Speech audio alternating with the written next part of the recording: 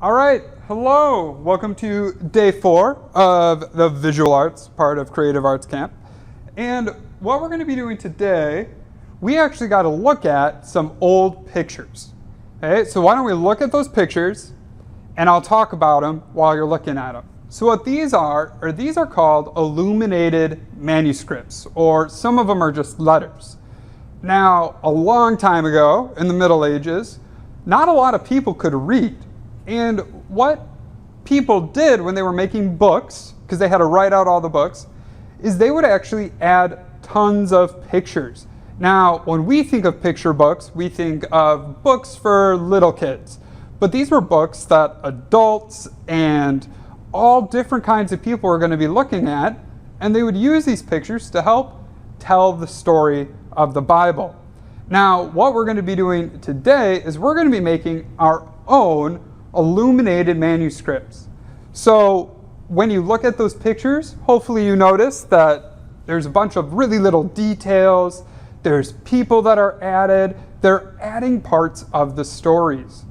Now, for me, because I think it's a little hard to do a whole story on such a little page, I am not a medieval artist, so I don't really know how they did that. But I'm going to turn to my next open page in my field guide. And what I'm going to do is I'm going to choose to do just one letter. All right?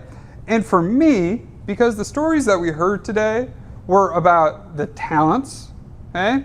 So I'm going to choose the letter T. Now you could choose any letter you want. You could choose T as well, but it can pick any letter or a whole picture to draw. But what we're going to do is we're going to make an illuminated page. Okay?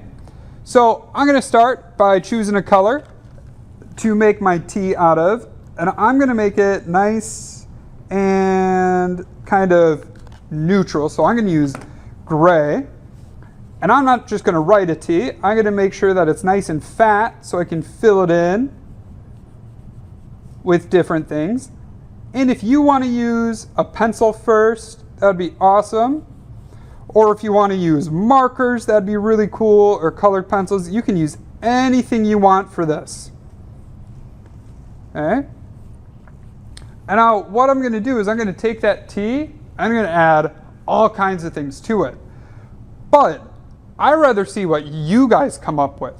So maybe you have your parents help you look up different things to draw. A lot of times they would add kind of vines and things or other stuff that you see a lot in the Bible. So I'm going to make mine look like it's wrapped in a vine. But I'm not going to add a lot because I really want to see what you guys come up with on your own. Because it's kind of easy to look at what somebody else does and make it, but it's much harder and it's much more artistic if you make up your own sorts of things to add. So I got a vine. Let's think, what else could I add that I remember seeing in those manuscripts? I think there was always like kind of a background to it. There wasn't a lot of white space. So I'm going to fill in my background with orange. And again, mine's really simple. But I want to see what you come up with on your own. So I'm keeping mine super simple. And you can do all different kinds of things on your own. You just want to make sure that there isn't any white paper left. That's how I always think about things when they're going to be finished. So I still got a bunch of white space in my T, and I'm going to pick a color that's going to make the other ones that I used stand out. So I'm going to grab purple. So I'm going to go through and I'll make my T purple, and I'm going to go around all of my leaves.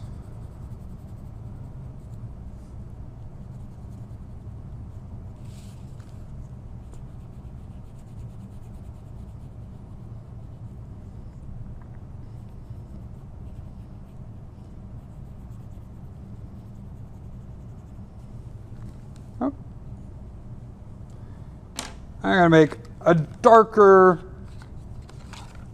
leaf too, so those stand out. I'll color those in a little bit. But you can make anything you want. I think one of the pictures that we looked at actually had like a dragon on it, or it was an S in the shape of a dragon. And you can see those artists really use their imagination, and that's what I want to see you guys do. So there's my very simple illuminated letter, and I can't wait to see what you guys make in your field guide.